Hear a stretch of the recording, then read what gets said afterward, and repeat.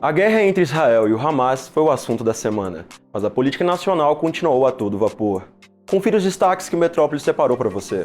A semana iniciou com o Ministério da Saúde investigando 5 contratos herdados do governo Bolsonaro, que somam mais de 1 bilhão por ano. Entre os serviços contratados estão a armazenagem de vacinas, fornecimento de ambulâncias e aluguel de imóveis.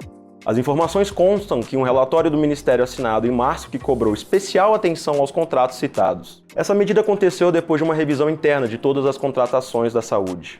Já na terça, o TSE começou a julgar mais 3 ações de investigação judicial eleitoral contra Jair Bolsonaro e o general Braga Neto, então candidato a vice na chapa do ex-presidente nas eleições de 2022. As investigações apuram o uso do Palácio do Planalto e do Palácio da Alvorada para fins eleitorais, com lives e eventos de campanha. As acusações são de abuso de poder econômico e político, além de uso indevido dos meios de comunicação social.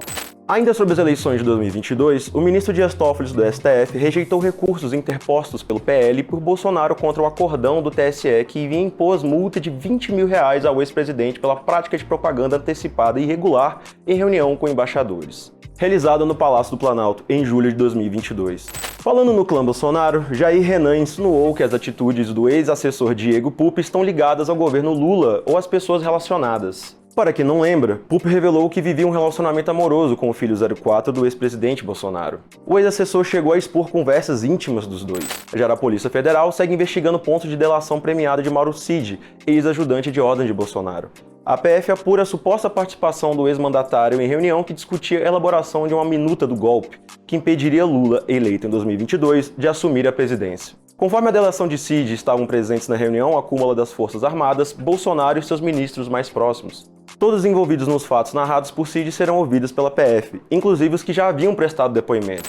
O Ministério dos Povos Indígenas pediu ao presidente Lula o veto total do projeto de lei do Marco Temporal, aprovado pelo Congresso Nacional no fim de setembro. O texto determina que apenas as terras indígenas ocupadas até 5 de outubro de 1988, data da promulgação da Constituição Federal, podem ser demarcadas. Lula tem até dia 20 de outubro para poder decidir se irá vetar ou não o projeto sobre a demarcação dos territórios indígenas. Caso não o faça, a promulgação ficará a cargo do presidente do Senado, Rodrigo Pacheco. Seguindo a orientação de Lula, o ministro da Justiça e Segurança Pública, Flávio Dino, mobilizou a Força Nacional para reforçar o controle dos incêndios florestais em Amazonas, que também enfrenta uma crise de seca. Na quarta, Manaus assumiu o posto de pior lugar do mundo para respirar devido à propagação da fumaça provocada pelas queimadas na região. Os focos de calor chegaram a interromper o ano letivo na capital do estado. Voltando para Brasília, o ministro Alexandre de Moraes, do STF, votou nesta sexta-feira pela condenação da 4ª leva de réus envolvidos nos ataques antidemocráticos de 8 de janeiro. Relator do caso, Moraes propôs penas de 3 a 17 anos de prisão. Além disso, houve também a proposta de condenação de pagamento de R$30 milhões por danos morais coletivos. Os acusados respondem pelos crimes de abolição violenta do Estado Democrático de Direito, golpe de Estado, associação criminosa armada, dano qualificado e deterioração do patrimônio tombado.